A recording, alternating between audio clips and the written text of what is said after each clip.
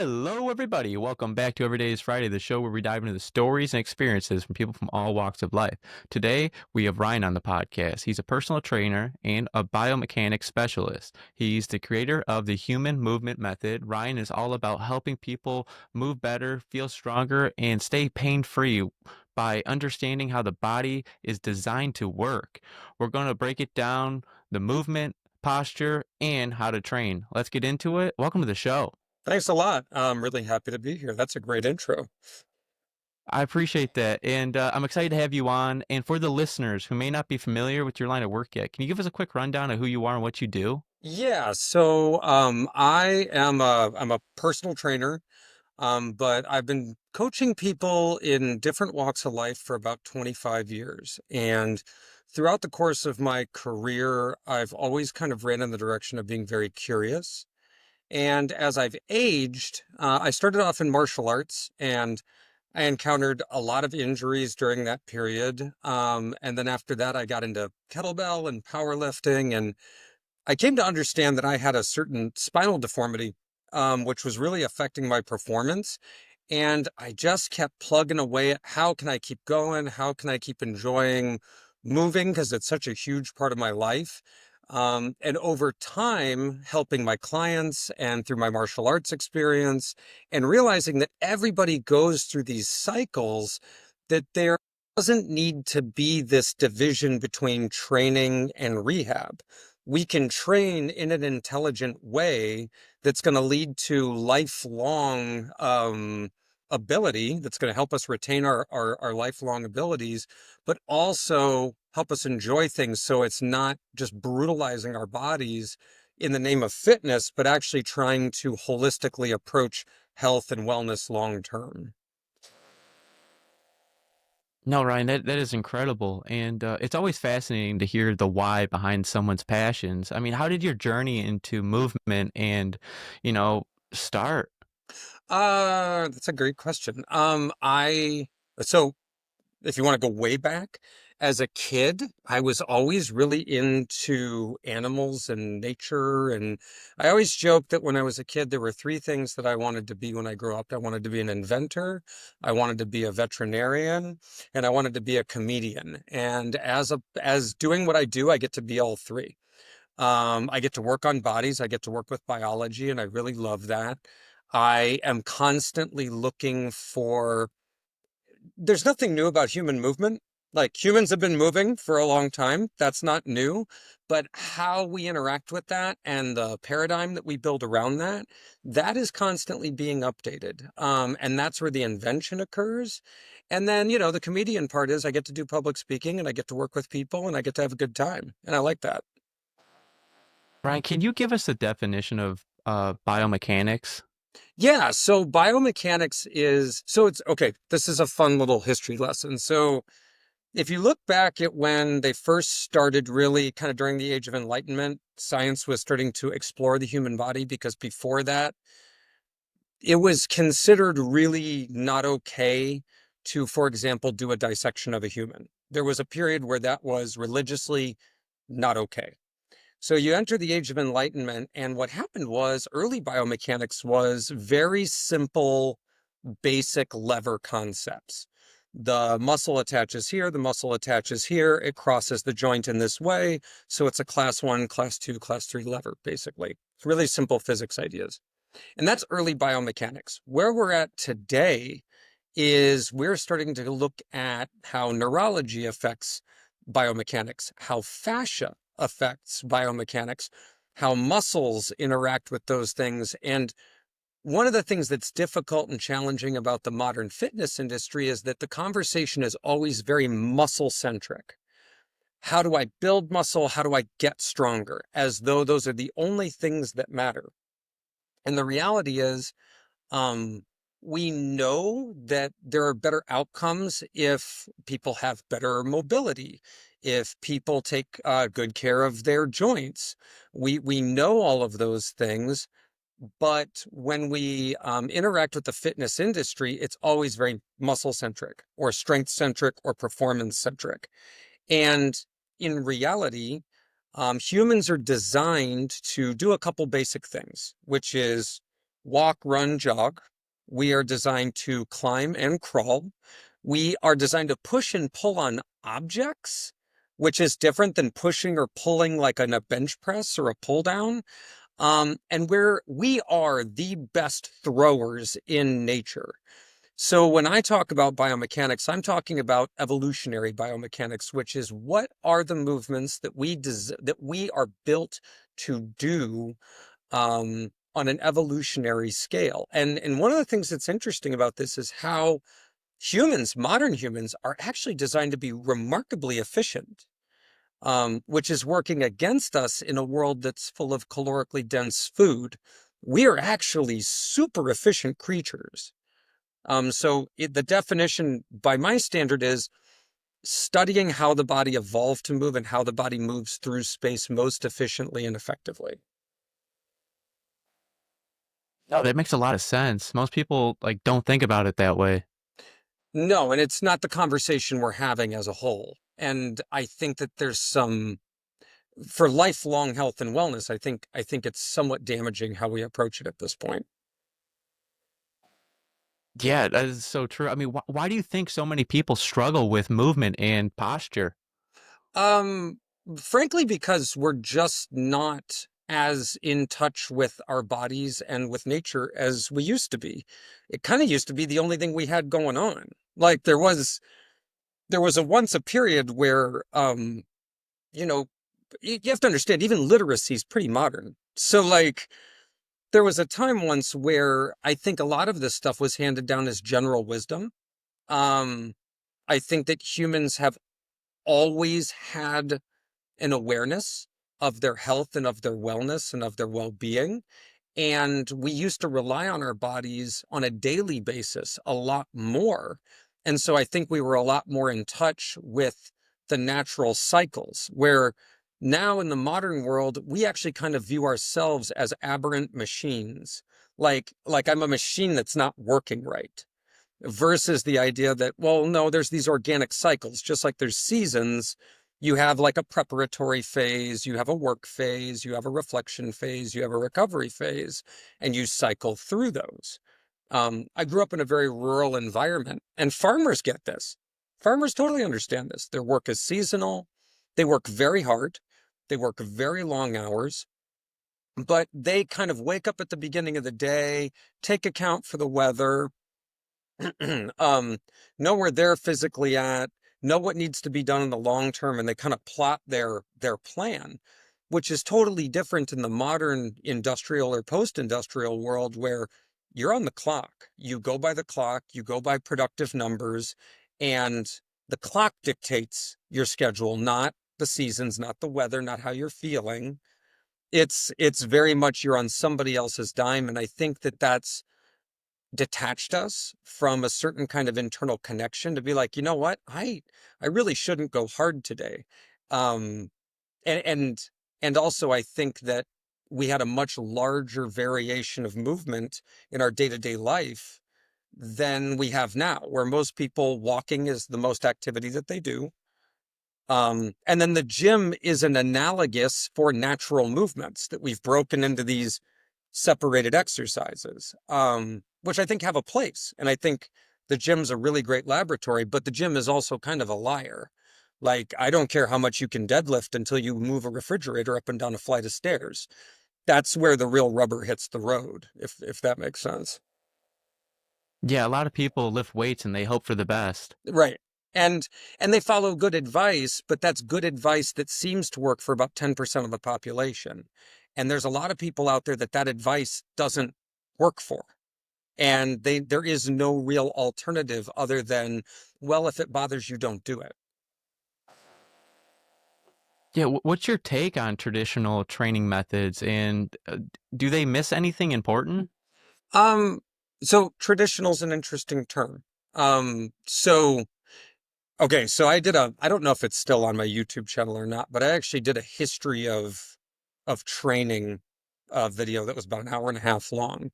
So when we say traditional methodology, in the Western world, we're really going back to the Greeks. That's actually they had very earliest form that I'm aware of concrete performance training. They had a 4-day cycle that they followed, and there was a pretty strong understanding of nutrition. And there was they understood how to train based on objective. So a gladiator wasn't necessarily training the same as a lawyer that was just trying to stay in shape. And their gyms operated as there was their saunas and bathhouses. They had sand pits that they trained in. And I would say that their training was really quite complete. They ran, they wrestled, they threw things, they threw objects, they lifted and carried objects, they pushed and pulled things. This is a traditional form of training. What happened was when the Industrial Revolution came along, there was a period of there's a guy named Eugene Sandow. I don't know if you've heard of him, but he literally wrote the book Bodybuilding, literally the book. And he organized the first bodybuilding competitions. And he based his entire physique off of the Greek statues and off of the Roman statues. He was known for like traveling to that area and taking measurements and finding the ratios. He was really obsessed with this concept. And even his training by modern standards was very functional. It was a lot of single arm overhead presses, club swinging, really large global movements. What happened was we got into barbell training after the Industrial Revolution. It was based off some of the stuff that those early strongmen were doing. And then we hit about the 60s and 70s, which is where we really see bodybuilding explode. This is also when the documentary Pumping Iron came out. This is the Arnold Schwarzenegger like golden era. And this is where it became about isolation training and isolating the muscle, overloading the muscle to grow the muscle. And it was very aesthetic in nature. And you see a distinct difference in training from just 10 or 20 years earlier. There was a fellow by the name of like Reg Park was from that kind of era. Um, and these guys were big lifts and then a lot of accessory work, curls, tricep extensions, that sort of thing. And then along came a company called Nautilus. And every isolation machine in the gym that you have came from the Nautilus concept, which was we have these machines, we can isolate the spine, and we can really focus on the joint or the muscle and overload that area for maximal growth. And so it's really from the 60s to like even the early 2000s, this maximal growth concept happens. And then along comes CrossFit. And CrossFit brings in this functional world. And what's crazy is CrossFit's not doing anything that the Soviets weren't doing back in the 60s, 70s, and 80s. They're really just mimicking old Soviet style training, which was high volume, very what we would call functional, multi-joint movements.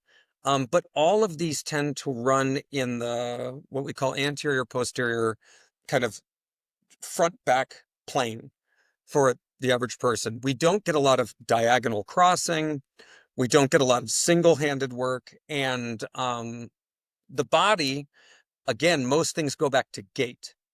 So if you want to see your body do really, really well, you want to maintain good elasticity of the tissues.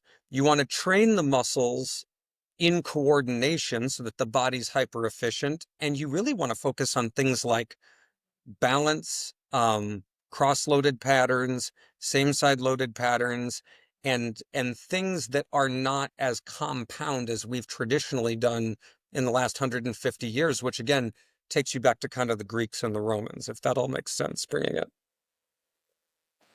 No, I never thought about it that way. I just learned recently that humans aren't really supposed to be running on flat surfaces. No, actually, I talk about this often with people is if you imagine being even lightly, not barefoot, but having like a light covering on the foot, you would walk differently in different terrain. You would not walk the same all the time. You would walk differently in sand than if you were crossing a river than if you were walking through the woods because you're going to be a lot more mindful of where your feet go. Um, you wouldn't just be pounding your heel into the ground over and over and over again. No. No, that makes so much sense. And can you tell me more about the old ways of working out and then from the new ways of working out with machines and how we used to? Yeah, so I've studied a bunch of different physical cultures, and there's some things that they all have in common, and we kind of forgot about and came back. Throwing is actually a super common um, style of training historically. One of the oldest pieces of equipment on the planet is something we today call an Indian club. They've also been known as Persian clubs. Even the Russians have a version which is called a steel club. On it is really famous for doing these with like maces are another form of throwing, also known as gata in like Indian culture. But this is the idea that I am going to support an object, move it through an arc or a pattern, and then catch it again. In modern barbell lifting, this is like Olympic lifting. I hoist the object very quickly, it gets a lift, and then I snap myself under it and catch it. Um, in fact, Olympic lifters are some of the fastest athletes in the Olympics. They require one of the highest neuroconductivity speeds out there. Um, you see stone throwing in Irish and Scottish background. Hammer throwing is a really common Highland game. You see throwing in strongman games. Um, Caber tossing is even a form of throwing. So throwing is actually a super common historical form of training. I would say I started doing kettlebell back in 2002, and I would say kettlebell brought throwing back into the modern training world. And now you see people throwing slam balls and doing all kinds of different types of throwing. I would say throwing, running, and actually grappling is a really common form of historical training. I went through a period in my martial arts training. I had gone to Japan and I was training there. And I went to see the sumo games in Japan, and I became obsessed with sumo wrestlers. They are a fascinating group. And they don't really weight train. They push and pull on objects that don't move and each other, mainly. They do they'll do some weight training, but they mostly lift each other. And that's wild if you think about it by a modern standard. Like, that's crazy. No, it is pretty crazy. What's your take? Is kettlebells like a good replacement for all of that? Um, so kettlebell is a great entry level to functional training. Um, I think it teaches you certain dynamics and coordinations that you don't get from standard weight room stuff. Now, again, you have to have there's different ideas here. So if you're trying to be a bodybuilder and your goal is aesthetics, bodybuilding is the best way to do that. No question.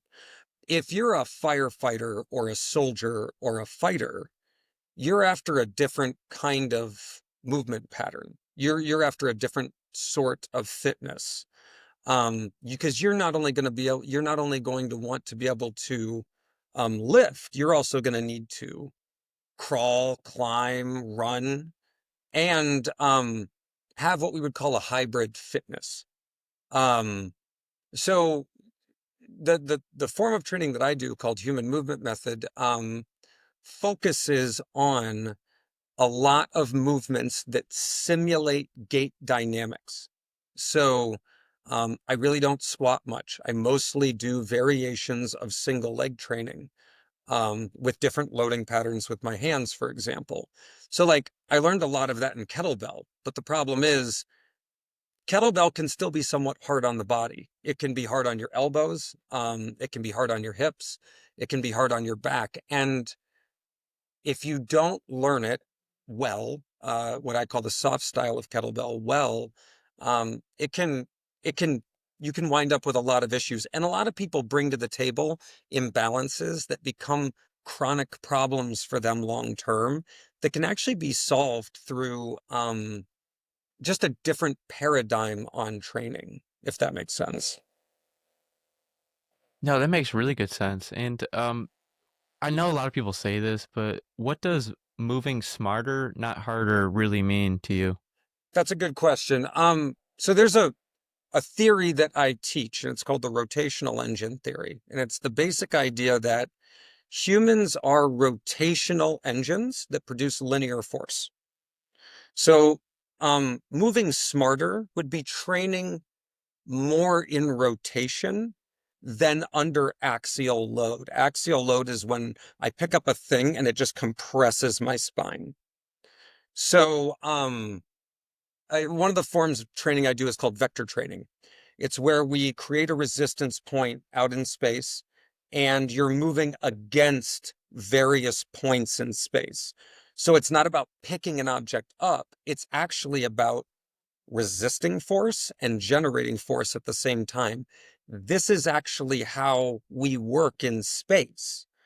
If I reach over and pick something up, my leg is actually resisting, but my upper body is moving. So I need to be able to coordinate and time those things together. So training smarter is about training my balance, training my coordination, training my range of motion, and not in extremes. It's about training it in a what I call a window that your body's designed to move in.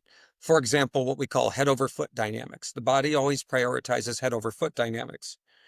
Um, when you see postural distortions, a lot of the time it has to do with feet not being right or the head being slightly off or something like that. So it's about an awareness of where your weaknesses are. It's about having the tools to accommodate those weaknesses. And it's about having a long-term path to creating the best form of movement for your body, because every single body is different, but they all move by similar principles. No, it's a game changer. And a lot of people out there when they feel pain, it means like they think they're broken. Yeah, it's funny. I was just talking to a client today about this. Pain is one of the most misunderstood concepts. Um, so we don't understand pain. Ask anybody that studies pain, they'll be the first ones to tell you, like, it's a phenomenon we don't fully understand. Um, One of the guys that I've studied under, his name's Thomas Myers. He's the father of the anatomy trains myofascial sling theory. He always says that pain is discomfort with the intention to retreat. So if you dissect that statement, it's about acceptance. And even the highest forms of back pain therapy right now involve talk therapy. It's about developing a mental paradigm. Uh, I don't know if this is true or not, so forgive me, but I once heard somebody say that, like Native Alaskans, people, Inuits, they have 50 words for snow, right? Imagine if you had 50 words for the different sensations that we all lump into pain. What if if I develop my language around pain, I develop my understanding. With my understanding, it lowers that intention to retreat. I'm able to engage with it more. And so a lot of the time, when I work with clients, I'm always asking, how did that feel to you? On a scale of 1 to 10, where would you place that in difficulty? They say it hurts. Does it feel tingly? Does it feel burny? Does it feel like I really try to help my clients develop their language, because the better they can define it, the better we can work together to resolve it. And also the better they understand it, which lowers their resistance, because that resistance causes anxiety. Anxiety heightens sensitivity. Heightened sensitivity leads to more pain, and it's a cycle. Yeah, it's crazy how like small changes can make a huge difference. I mean, what's your take on when people are feeling pain? Where do you start? Okay, so we have a inhuman movement method. I'm actually about to teach an intensive in Detroit because I'm from the Detroit area. And we have a method for this, and it's a couple different things. We look at posture. How is the person organized in space? We look at gait. How does the person move through space? And then we look at two functional movement patterns. One is standing on one foot, reaching over and picking up a ball, and then putting it back on the ground. And one is laying on the floor, hugging a foam roller. You have to get up from the ground and get back down while hugging that roller. And what this does is it shows joint stability and it shows movement strategy. How does the person move through space? Because that's where a lot of this comes from, is it's a biomechanical breakdown.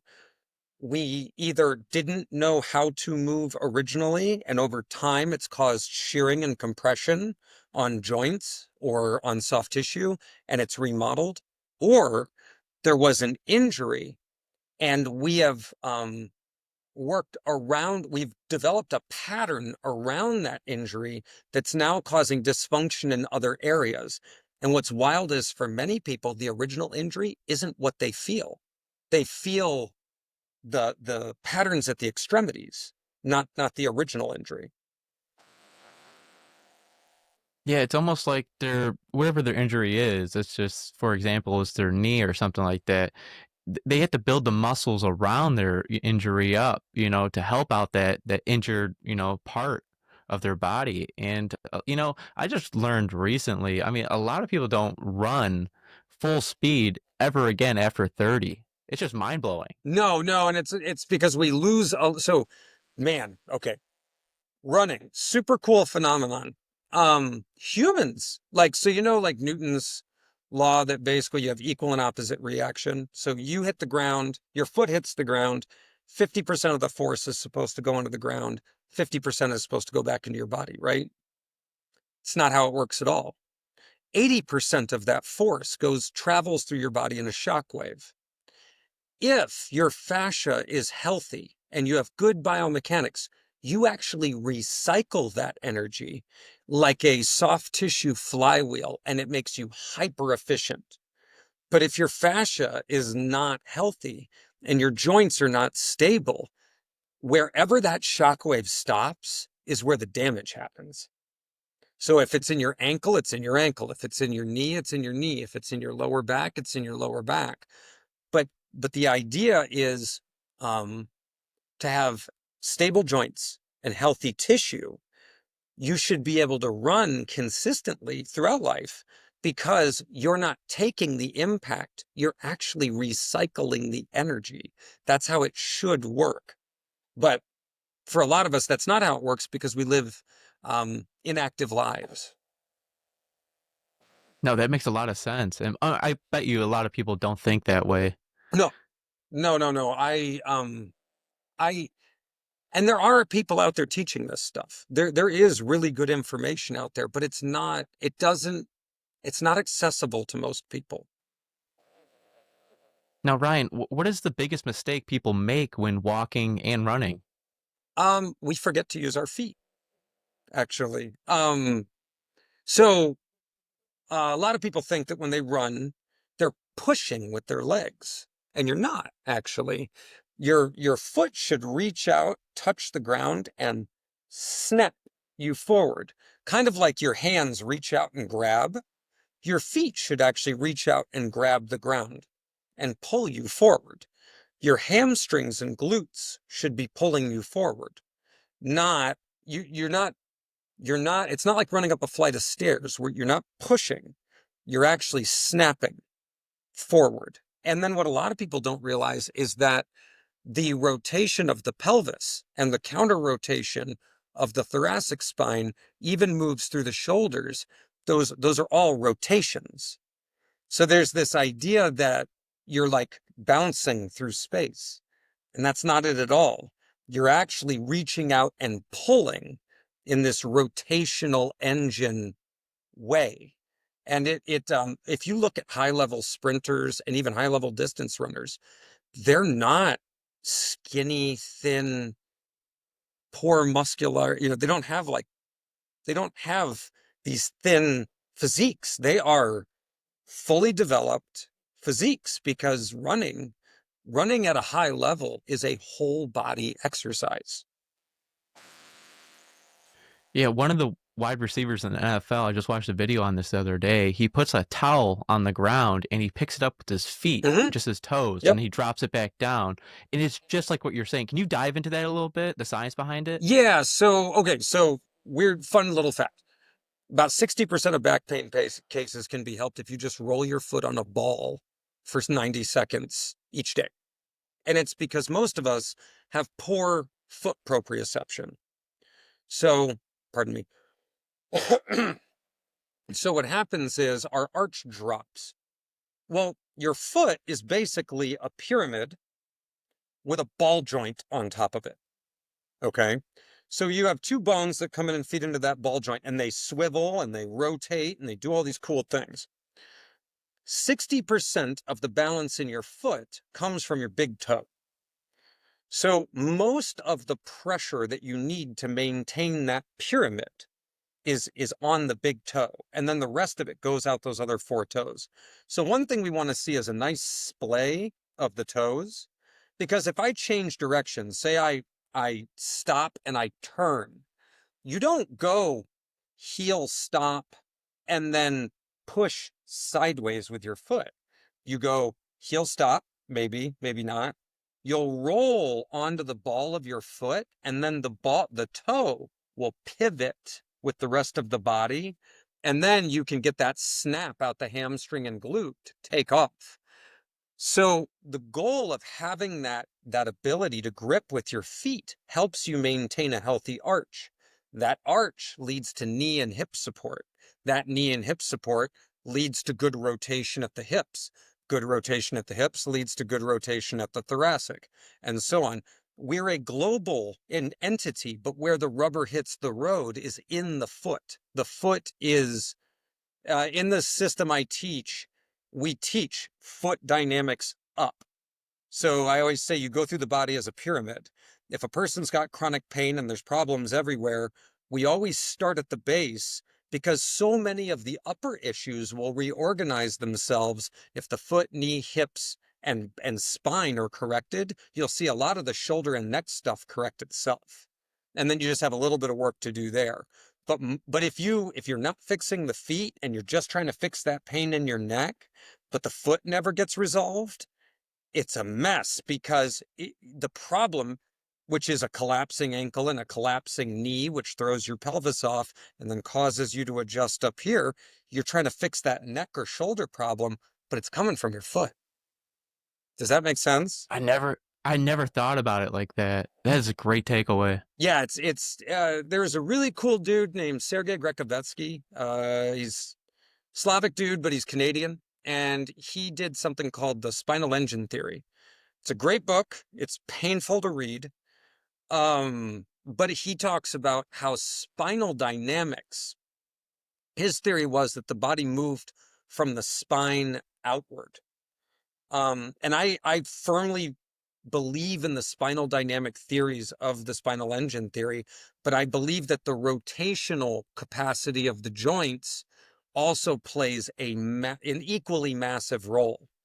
So if you think about the body kind of like this is the drivetrain of a car, and these are the wheels, and then the power goes into the extremities, that's essentially how we're built to move. Especially if you watch like a javelin thrower or anybody that throws with a high degree of proficiency, it's from their legs up. It's not, even throwing a punch, you do from your legs and hips. You don't do it from your arm. Now, Ryan, with all the years and experiences you have in this industry, I mean, what's the biggest myth in the fitness industry?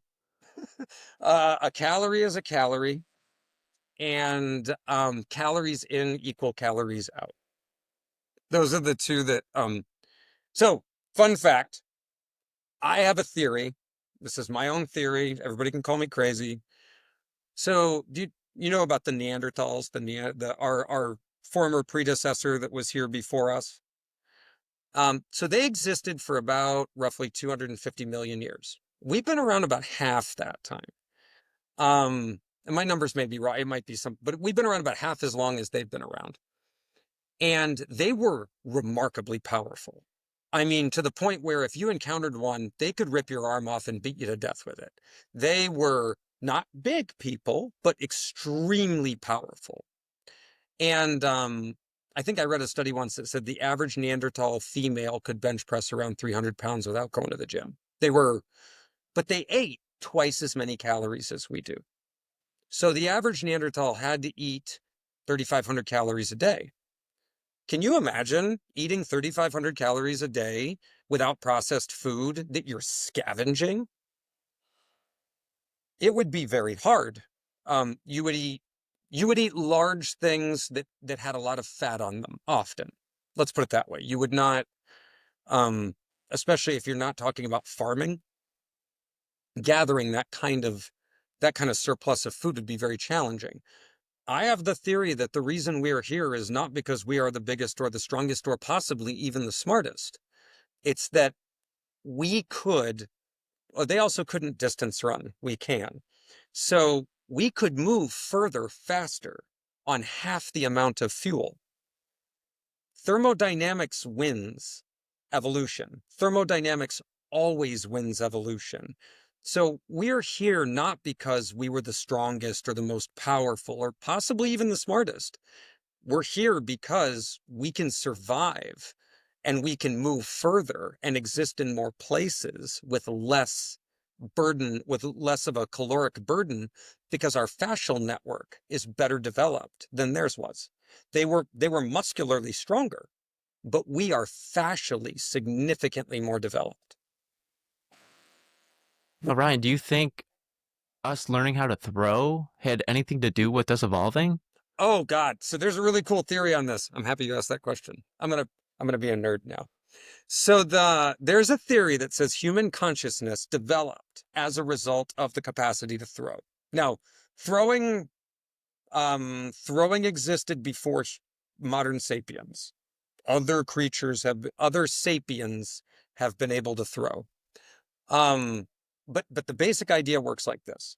I'm hungry. I want to eat something. There's a rabbit, or whatever the equivalent of a rabbit was. I have a rock or a stick. I know the rabbit is in point A, and the rabbit's moving to point B. I need to accurately calculate the distance that it's moving at the speed that it's moving and calculate where I am in space and how far I can throw the thing to hit the rabbit to then eat. That's my basic motivation, okay? In order to do this, I have to have an accurate assessment of where I am and all other factors are in space, and I need to build a simulation mentally of potentially, statistically, where they could be in order for me to be successful at this venture. And that basic math problem is the beginning of human consciousness. Why we're able to travel through time mentally. We're able to remember where things were. We're able to predict or project where they may go. And we're able to project those patterns onto things so that way we get better at doing this over time. And there is a theory that says throwing was the forerunner of all of that. Wow, that's a great takeaway. It's kind of like, I mean, really, if you're day trading right now, you're doing the same thing that somebody else was trying to do if they were trying to throw a rock to hit a rabbit. It's the same concept. Now, I'm just thinking about like today, day and age. I mean, how can someone train for longevity instead of like short-term results? Um, Prioritize joint stability. So in rotational engine theory, what we look at are the rotational joints: the ankle, the hip, the pelvis, the thoracic spine, the shoulder, and your head. Your head is a rotational extremity. And starting to learn and understand what proper alignments are and how to reinforce those alignments. So a lot of ipsilateral and contralateral training, that's resistance on same side or opposite sides of the body. I highly recommend what I call vector training, which can be done on a cable machine, or I don't know if you can see here, but behind me, I have my little resistance band set up here. That's just a strap that you wrap around a door, and those are resistance bands. I used to own, I had a 3,000 square foot gym, and it closed up in COVID. And I started training people during COVID, and we developed this vector training system with these bands. And honestly, for the cost, I travel all over the world with these things. They just go in my bag. They're great. Um, you don't need to lift heavy. What you need to do is prioritize stability training, which will cause you to recruit more muscle fibers. So there's a couple different ways to recruit more muscle fibers. I can lift heavier. That will recruit more muscle fibers. I can do ballistic training. I can throw a thing and catch it. That would do it.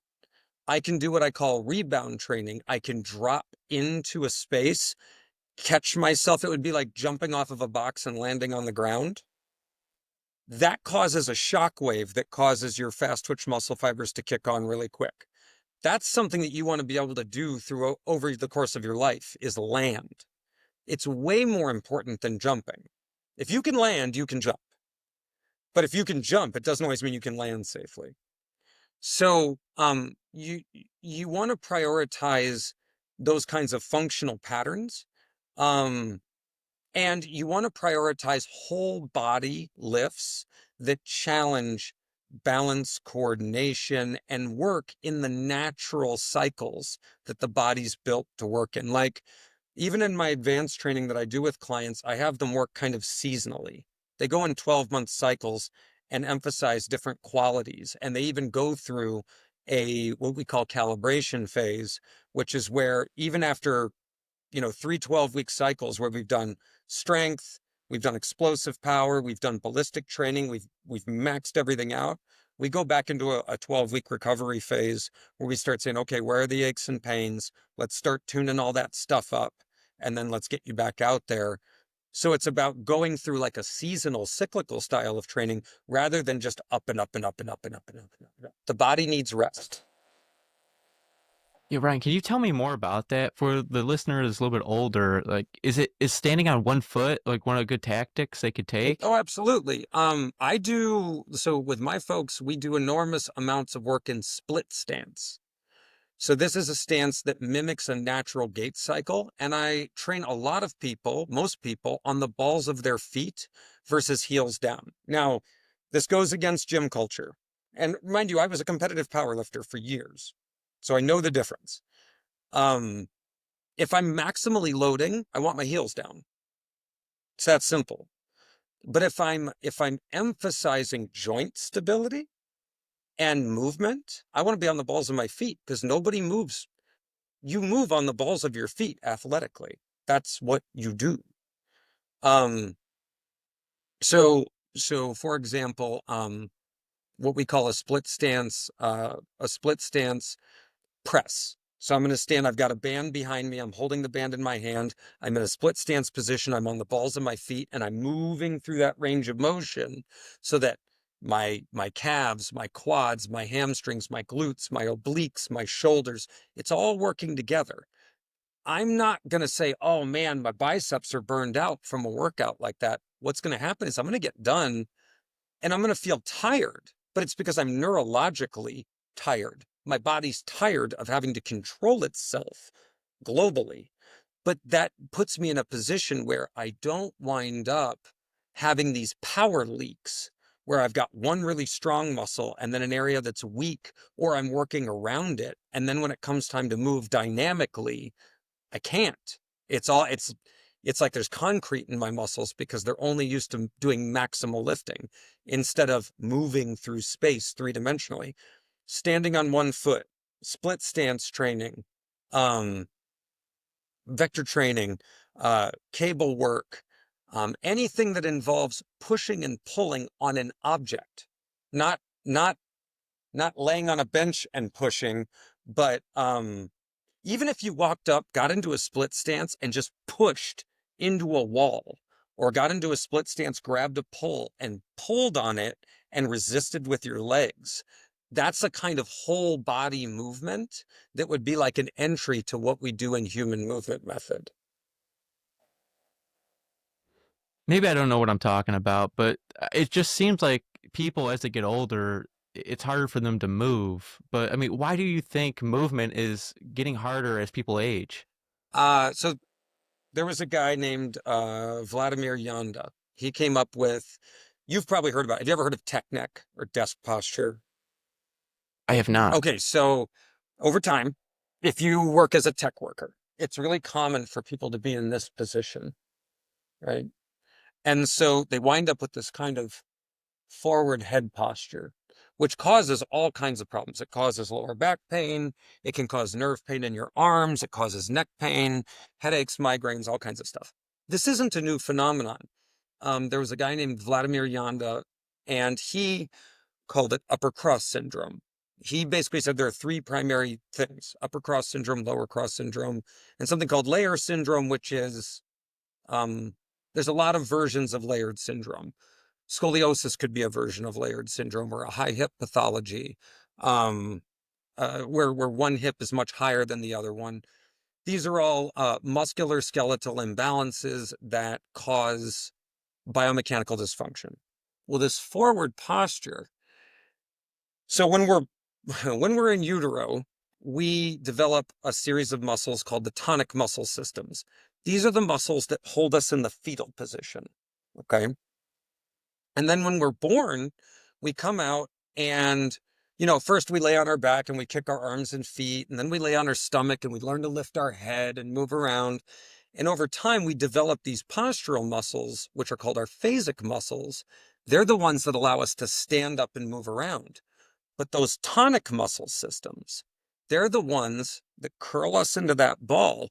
They also provide a lot of structural support to our skeleton, standing and walking. Well, over time, if we don't move enough, or we have chronic stress, chronic fatigue, or we're consistently in like a seated posture, those muscles are, they have more nerve endings in them than our phasic muscles, our big muscles, and they atrophy slower. So get this, if I develop an imbalance doing powerlifting, for example, my imbalance will get just as strong as every other part of me powerlifting. Let's say I get an injury from powerlifting. Now my big muscles atrophy faster than those smaller tonic muscles do. And then when I go to get moving again, those smaller tonic muscles that are in the pattern of that imbalance and that injury, they're stronger now proportionally than my phasic systems are. And unless they get rehabbed, I'm going to work around those systems in order to try to move. And then what happens over time is we accumulate these injuries, and it makes our movement, what I call our loci of movement, smaller and smaller and smaller. Because people say, well, just keep moving. If it hurts, just don't do that. Do something else, adjust. But nobody's going back and correcting these postural tonic systems to open things up unless you go to physical therapy. That's where it happens. But that's why most people are either in training or they're in rehab. And it shouldn't be that way. Our training should be not only maintaining those systems, but also actively correcting these issues on a regular basis. Now, what's a small daily habit that can improve movement? Oh, that's a great one. Take a ball, roll the bottom of your feet 90 seconds, massage your butt on the wall with the ball 90 seconds each glute, and then release your chest.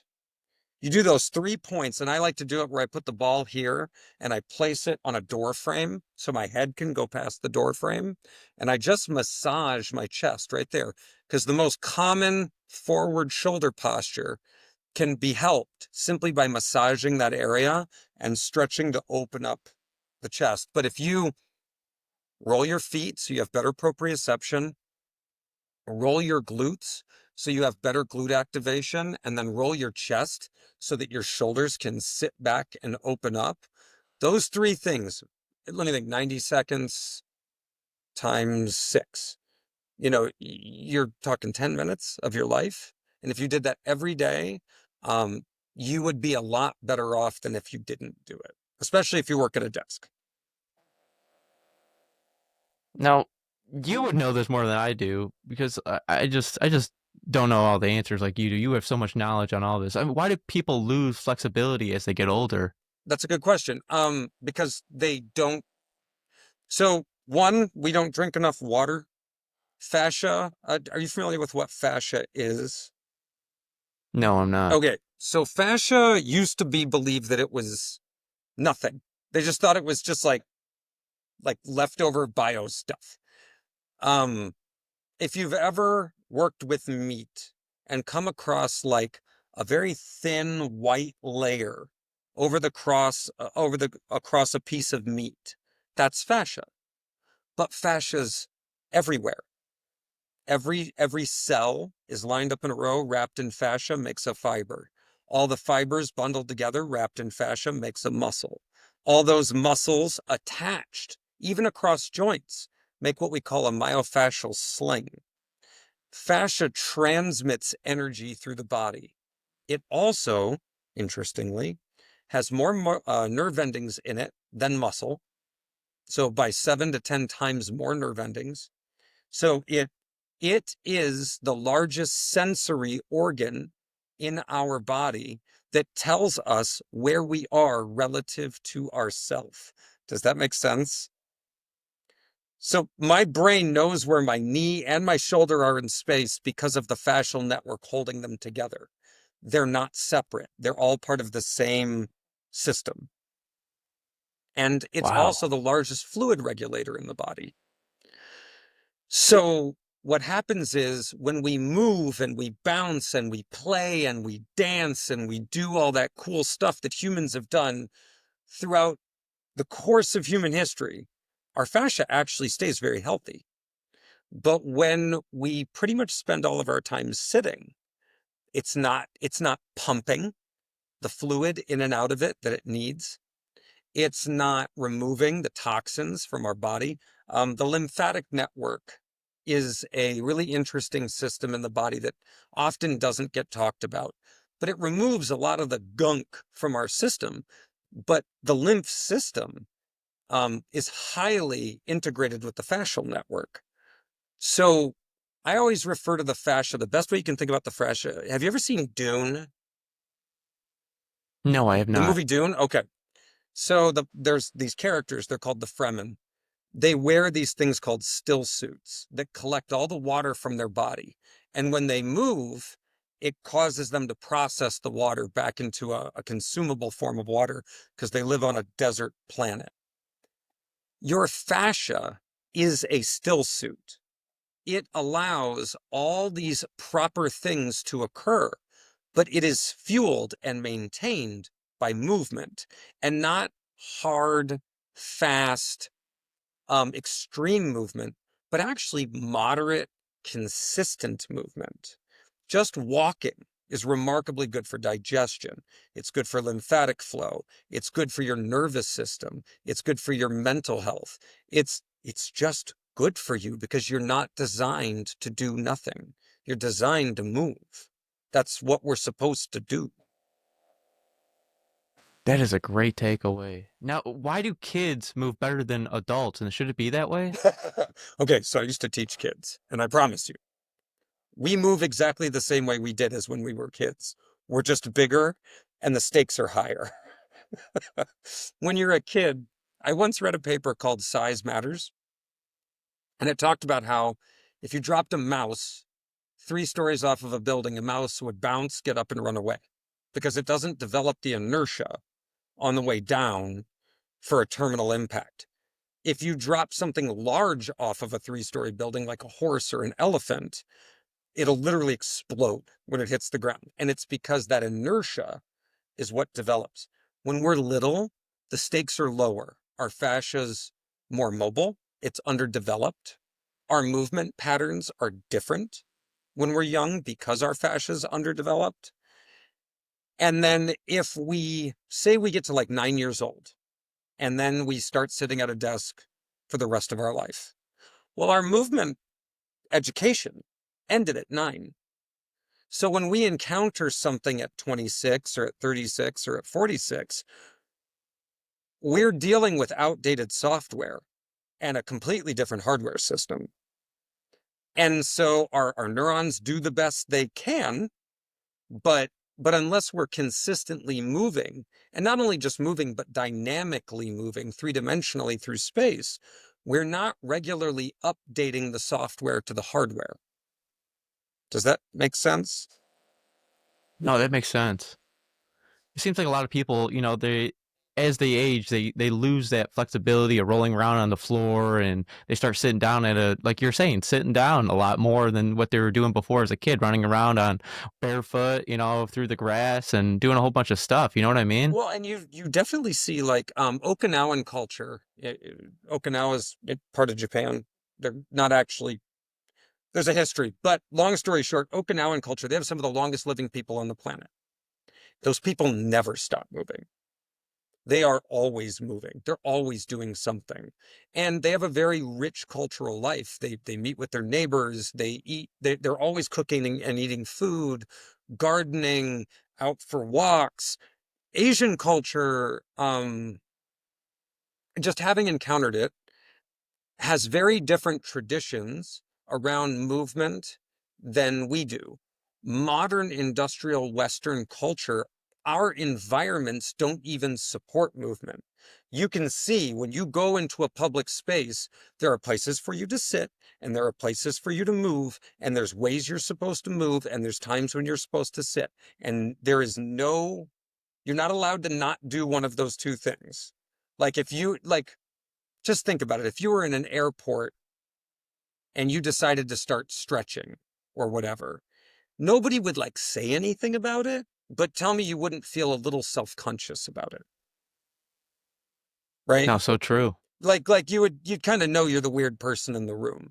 It's socially faux pas, when in reality, um, so I spend half of my years in Prague. Prague's a completely different environment culturally when it comes to movement. It has one of the best public transit systems, so everybody's walking on foot to the public transit system. There are parks everywhere. It's wild. Fitness parks. When I'm there, there's a park that I go to. It has 5 fitness stations and a parkour park. It's got, I mean, just, it's wild. And there are always people using them. Always. There's always people out running. I've never seen so many people rollerblading in my life. And the Czechs are a very outdoorsy, active people. I kind of equate them to like people in Denver. They're always out doing something. There's always something going on. They may not be like a hardcore gym culture, but they're always doing something. And this is,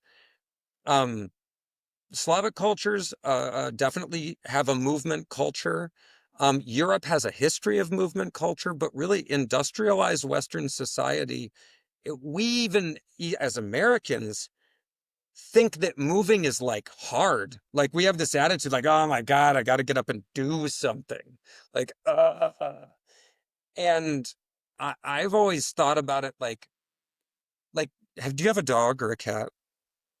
I have a cat. Okay. Have you ever heard about enrichment?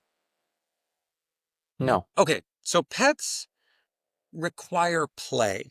Like for dogs, it's sniffing. They really like to sniff things. For cats, they like to go in a cycle of hunting, eating, grooming, sleeping. That is like kind of their life. They hunt, they eat, they groom, they sleep. And every single one of those things is enriching. My cat, Oliver, he does not eat out of a bowl. He's never eaten out of a bowl. I tried to give him a bowl once. He was like, what is this? What is this? He only eats out of toys because it's enriching for him. Humans need enrichment. Right now, our enrichment, we often consume it, either through the form of eating, drinking, or we consume it through media. But there was a time where enrichment was movement. That was what we did to enrich ourselves. We didn't call it exercise. African cultures and dance, it's a really important part of like their cultural background. There are, and you see this in lots of cultures. Dance is this really, really important social, physical phenomenon. it plays a really important role. For Americans, sports now kind of occupies this world. Um, but we have this idea that exercise is work, but it's good work. Instead of seeing it as play, instead of seeing it as a challenge, instead of seeing it as enrichment, we see it as, it's this kind of post-Fordist logic of I need to do all the works and then I get to rest versus I get to play. And kids play. Kids love to play. I don't know where that swap happens as an adult. For some adults, it never happens. But I would encourage people to enrich themselves more. No, that's a great takeaway. And you just made me think about like people in prison because they're always in the movement and body movement and doing push-ups, pull-ups. And you see 60-year-olds get out of prison in remarkable shape all the time. Yeah. Yeah, it's well, and again, you're doing everything you can to manage in an environment that's in many cases not particularly hospitable. And I mean, it's not like the food's good for you. The food there is horrible. So, no activity. We are we are designed to move. I got into exercise as a teenager to cope with my anxiety. And I still, to this day, I mean, if I don't get regular exercise, my sleep patterns get all messed up. Like, I really, only in a world where someone else needs you to serve a certain role, where you need to sit in the desk from 9 to 5, you need to do the function so you can get paid so you can eat. Historically, you would have been out roaming around, either farming, gathering, hunting. You would have been out actively doing something. And No, that's such a good point. I yeah, mean, movement is so important. they say the average person 100 years ago walked 25,000 steps a day, and now the average person walks 3,500. Wow. So 25. So yeah, I'm saying this right. 25,000 versus 3,500. Like that is in 100 years, substantial shift. That is remarkable. And Ryan, the show that we're on today is called Every Day is Friday. And, Friday has a special energy, whether it's freedom, excitement, or just feeling of accomplishment after a long week. I want to hear from you. What does Friday mean to you? What does Friday mean to me? Um, Friday is a period of reflection. So I talked about these 4 cycles, right? We have our preparation period, we have our work period, we have our reflection, and we have our rest. Um, and reflection often comes right before rest. I try really hard to take my weekends off. At the end of Friday, I like to look back on my week and say, okay, what went well? What can I improve? And then mentally, I clock out. I love to spend Friday evening and the weekends with my partner, with my family, with my pets, and I like to do things that I enjoy, that I also find enriching. Um, so sometimes it's reading, sometimes it's playing board games, sometimes it's watching things as a group, but I also really love to end my Friday by cooking a special meal, whatever that special meal is going to be to me that week. I like to treat myself. I really enjoy cooking. I also find that very enriching. It involves all the senses. And most often, if I can, I like to share that with the people I care about. That's wonderful. That's a great takeaway. And this is your chance to leave the listeners with something powerful before we wrap this up. I would say the most powerful thing that any individual person can do is embrace the idea that you were meant to be in motion. Well, whether it be mentally, physically, or emotionally, we are meant to move through life and not just sit and let it happen to us. So move through things, continue moving through things. There's nothing more traumatic than not being able to move when you need to. And if you want to help yourself mentally, emotionally, and physically, um, movement is key to all of that. I love that. It makes movement feel a way more natural. Hmm. It is. It's actually totally natural. We are animals too. And all your information will be in the description down below, but I want to make sure the people know where to find you. Where can the people follow and support your work? I'm on Instagram. Look up Human Movement Method, or RJS, I think underscore HMM.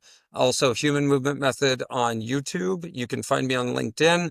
We're doing a Detroit intensive, April 12th and 13th. I will be speaking in Poland at Tiger's EU4YA.